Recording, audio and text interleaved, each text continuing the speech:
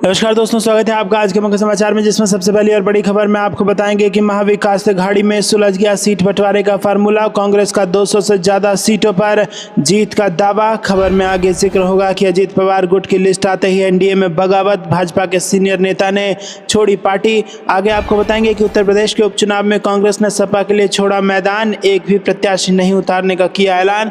आगे जिक्र होगा कि अखिलेश यादव ने राहुल गांधी के साथ अपनी तस्वीर की साझा, कहा संविधान, आरक्षण और सौहार्द को बचाना है। और इसी के साथ आगे आपको बताएंगे कि जम्मू कश्मीर का पूर्ण राज्य का दर्जा बहाल करने की जरूरत, चिदम्बरम ने दिया बयान। दोस्तों, इसी प्रकार की तमाम बड़ी खबरें आपके लिए लेके आए हैं, लेकिन उससे पहले आपसे निवेदन की कृपया करके वीडियो कीजिए लाइक और चैनल को सब्सक्राइब करके बेल आइकन दबाकर कमेंट में लिखिए जय हिंद। शुरू करते हैं सबसे पहली और बड़ी खबर की तरफ। महाविकास अघाड़ी में सुलझ गया सीट बंटवारे का फार्मूला। कांग्रेस का 200 से ज्यादा सीटों पर जीत का दावा। जी हां दोस्तों, कांग्रेस नेता और महाराष्ट्र विधानसभा में विपक्ष के नेता विजय वडेट्टीवार ने कहा कि सीट बंटवारे की समस्या सुलझ गई है और विश्वास जताया कि विपक्षी गठबंधन महाविकास अघाड़ी 200 सीटों को पार कर जाएगा। उन्होंने कहा कि सीट बंटवारे की समस्या सुलझ गई है, हम योग्यता के आधार पर चुनाव लड़ने जा रहे हैं। महाराष्ट्र में आज सीट बंटवारे के बाद हमें पूरा भरोसा है कि हम 200 सीट को पार कर लेंगे। बीजेपी शिवसेना सरकार पर वार करते हुए विजय वडेट्टीवार ने कहा कि इस चोर युति ने राज्य को बर्बाद कर दिया है, हम उन्हें सत्ता से हटा देंगे। जनता ने भी उन्हें सत्ता से हटाने का मन बना लिया है। उन्होंने साफ तौर पर कहा कि कमीशन खोरी और भ्रष्टाचार में करीब 30-35% की बढ़ोतरी हुई है। महाराष्ट्र में खुलेआम लूट हो रही है। बुधवार को तीनों दलों महाविकास अघाड़ी ने 85-85 सीटों के फार्मूले के साथ 255 सीटों के लिए अपने सीट बंटवारे के फार्मूले की घोषणा की। शेष 23 सीटों की घोषणा उनकी पार्टी उम्मीदवारों की सूची के अनुसार की जाएगी।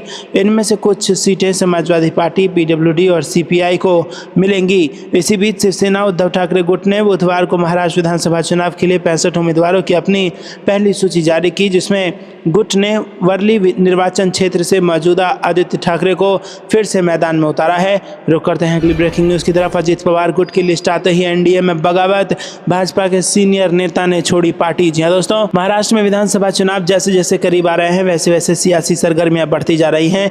जहां अजीत पवार गुट के उम्मीदवारों की लिस्ट सामने आई, तो वहीं भाजपा के सीनियर नेता ने पार्टी छोड़ने का ऐलान कर दिया है। एनसीपी ने पुणे जिले की मावल विधानसभा क्षेत्र से मौजूदा विधायक सुनील सेल्के के नाम की घोषणा की, जिसके कुछ ही समय बाद भाजपा नेता और पूर्व राज्य मंत्री बाला भेगड़े ने बीजेपी से अपने इस्तीफे का ऐलान कर दिया है।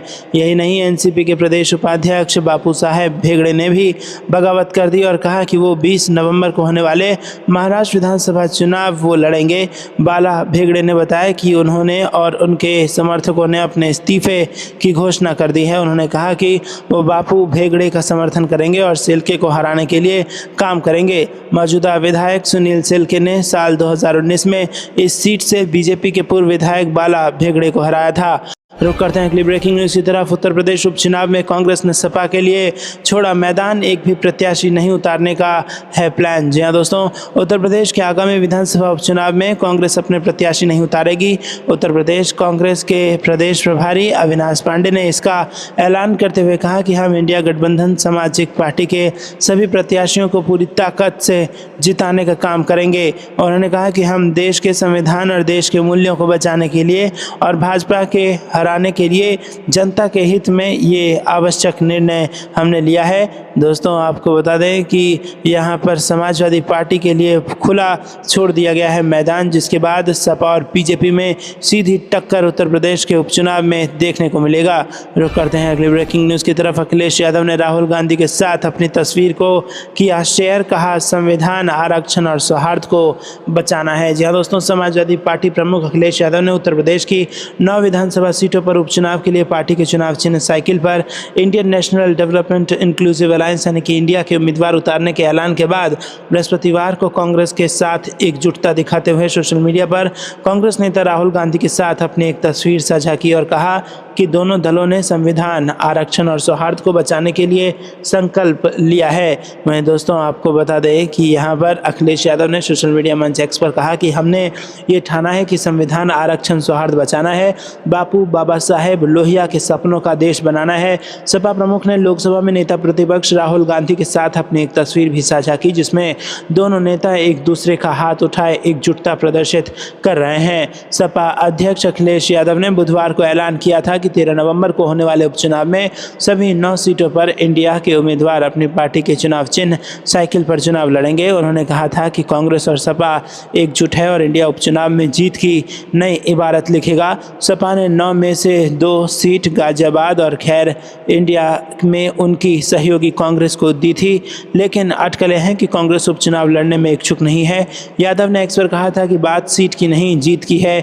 इस रणनीति के तहत इंडिया के संयुक्त प्रत्याशी सभी 9 सीटों पर समाजवादी पार्टी के चुनाव चिन्ह साइकिल के निशान पर चुनाव लड़ेंगे। उन्होंने कहा था कि कांग्रेस पार्टी के शीर्ष नेतृत्व से लेकर बूथ स्तर तक के कार्यकर्ताओं के साथ आने से समाजवादी पार्टी की शक्ति कई गुना बढ़ गई है और इस अभूतपूर्व सहयोग और समर्थन से सभी 9 विधानसभा सीट पर इंडिया का एक एक कार्यकर्ता जीत का संकल्प लेकर नई ऊर्जा से भर गया है। रुक करते हैं अगली ब्रेकिंग न्यूज की तरफ। जम्मू कश्मीर का पूर्ण राज्य का दर्जा बहाल करने की जरूरत, चिदम्बरम का बयान। जी हां दोस्तों, कांग्रेस के वरिष्ठ नेता पी चिदम्बरम ने जम्मू कश्मीर के उपराज्यपाल मनोज सिन्हा द्वारा सुरक्षा समीक्षा बैठक करने के एक दिन बाद बृहस्पतिवार को कहा कि लोगों ने अपने लिए एक मुख्यमंत्री और सरकार को चुना है, लेकिन मुख्यमंत्री के पास कोई अधिकार नहीं है। चिदम्बरम ने यह भी कहा कि जम्मू कश्मीर का पूर्ण राज्य का दर्जा तत्काल बहाल करना जरूरी है। उन्होंने एक्स पर पोस्ट किया कि निर्वाचित मुख्यमंत्री मौजूद नहीं है, उन्हें आमंत्रित किया गया था या नहीं मुझे नहीं पता। जम्मू कश्मीर से जुड़े कानून के तहत पुलिस और सार्वजनिक व्यवस्था एलजी के पास आरक्षित विषय है और उन्होंने कहा कि लोगों ने अन्य चीज़ों के अलावा अपनी सुरक्षा के लिए एक मुख्यमंत्री और सरकार को चुना है, लेकिन मुख्यमंत्री के पास कोई अधिकार नहीं है। वहीं दोस्तों आपको बता दें कि चिदम्बरम ने कहा कि यही कारण है कि जम्मू कश्मीर को आधा राज्य बताया जाता है। उन्होंने इस बात पर जोर दिया कि जम्मू कश्मीर का पूर्ण राज्य का दर्जा तत्काल बहाल करना जरूरी है। उपराज्यपाल सिन्हा ने बुधवार को घाटी में बुनियादी ढांचा परियोजना के सुरक्षा ऑडिट करने और महत्वपूर्ण स्थानों पर 24 घंटे नाके लगाने, रात में गश्ती और निगरानी का निर्देश दिया है। सिन्हा ने यहां राजभवन में एक बैठक में कश्मीरी संभाग के लिए सुरक्षा समीक्षा के दौरान ये निर्देश दिए। ये बैठक रविवार को गांदरबल जिले के गगनगीर इलाके में एक सुरंग के निर्माण में शामिल श्रमिकों पर हुए घातक आतंकवादी हमले के बाद हुई। इस हमले में एक स्थानीय चिकित्सक और 6 प्रवासी मजदूरों समेत 7 लोगों की मौत हो गई थी। प्रतिबंधित लश्कर तैयबा से जुड़े संगठन द रेजिस्टेंस फ्रंट ने इस बर्बर हमले की जिम्मेदारी ली थी। रुक करते हैं अगली ब्रेकिंग न्यूज की तरफ। झारखंड में सीएम नीतीश को लेकर बोले तेजस्वी यादव, बीजेपी ने हमारे चाचा को हाईजैक कर लिया। जी हां दोस्तों, झारखंड में आयोजित एक चुनावी रैली में बिहार विधानसभा में नेता प्रतिपक्ष तेजस्वी यादव ने बीजेपी पर जमकर निशाना साधा और उन्होंने कहा कि बीजेपी ने हमारे नीतीश चाचा को हाईजैक कर लिया है। वहीं उन्होंने कहा कि बीजेपी की जहां सरकार नहीं बनती वहां ये लोग साजिश करते हैं, विधायकों को खरीदने की कोशिश करते हैं।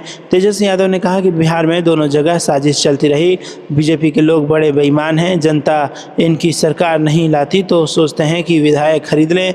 झारखंड में भी यही कोशिश की, हमारे भाई सीएम हेमंत सोरेन को जेल भेजा, बिहार में भी साजिश की, हमारे ऊपर ईडी, सीबीआई, इनकम टैक्स सबको पीछे लगाया, लेकिन बीजेपी में हमारे चाचा सीएम नीतीश को ही बीजेपी ने हाईजैक कर लिया। जी हाँ दोस्तों, बीजेपी के लोग संविधान को ख़त्म करना चाहते हैं, हमारी गंगा जमुनी तहजीब और जो भाईचारा है उसको ख़त्म करना चाहते हैं, शांति और अमन चैन को ख़त्म करना चाहती है, केवल हिंसा और नकारात्मक बातें करती है। तेजस्वी यादव के इस बयान पर बिहार के पूर्णिया से सांसद पप्पू यादव ने कहा कि बिहार के मुख्यमंत्री नीतीश कुमार को बीजेपी वालों से बच के रहना चाहिए, क्योंकि बीजेपी वाले नीतीश कुमार की पीठ में खंजर घोंपने का काम करेंगे। रुक करते हैं अगली ब्रेकिंग न्यूज़ की तरफ। महाविकास अघाड़ी में तय हो गया सीट बंटवारा, तीनों दल 85-85 सीटों पर लड़ेंगे चुनाव। जी हां दोस्तों, महाराष्ट्र विधानसभा चुनाव के लिए कांग्रेस, एनसीपी और शिवसेना की गठबंधन महाविकास अघाड़ी के बीच सीटों के बंटवारे पर सहमति बन गई है। सहमति के तहत महाराष्ट्र की कुल 288 सीटों में से 255 सीटों पर तीनों दल बराबरी की सीटें यानी 85-85 सीटों पर चुनाव लड़ेंगे। बाकी बची अन्य सीटों पर बातचीत होंगी और अन्य सहयोगी दलों से बात कर उनका फैसला किया जाएगा। बाकी सहयोगी दलों में समाजवादी पार्टी, सीपीएम और एसडब्ल्यूपी शामिल है। इस बाबत एनसीपी के वरिष्ठ नेता शरद पवार की अगुवाई में हुई बैठक के बाद कांग्रेस नेता नाना पटोले, शिवसेना नेता संजय राउत और अन्य नेताओं ने साझा प्रेस कॉन्फ्रेंस कर सीट बंटवारे का ऐलान किया है।